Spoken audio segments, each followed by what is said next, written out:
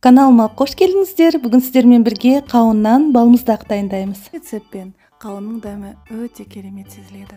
Ең алдымен қауынымызды жуып, оны екіге бөліп аламыз.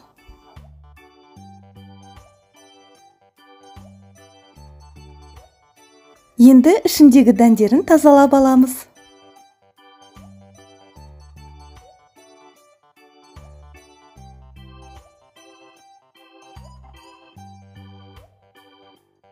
Пышақпен шеттерін кесіп алып, қауынның іші мен сыртын бөліп, ішін бөлек ыдысқа саламыз.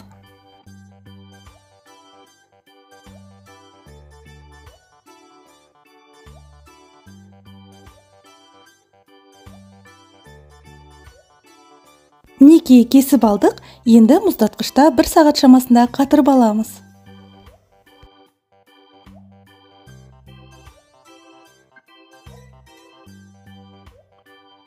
Бір сағат өткен соң қауынды мұздатқыштан алып, блендерге саламыз. Үстінен 33% сливки құямыз. Енді қант қосамыз. Жақсылап араластырамыз.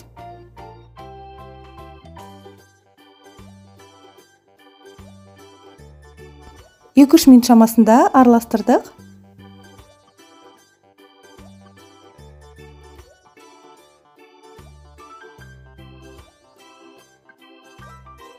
Енді тазалап дайындап қойған қауынның сыртына құямыз. Немесе балмұздақтың формочкасы болса, балмұздақтың формочкасына құйсаңыз да болады.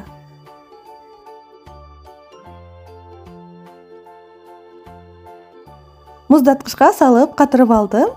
5-6 сағат шамасында мұздатқышта тұрды. Енді біздің балмұздағымыз дайын болды.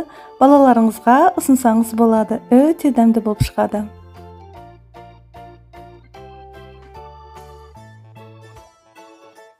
Қауыннан жасалған балмұздақ өте керемет болып шықты. Балаларыңызға жасап көріңіздер.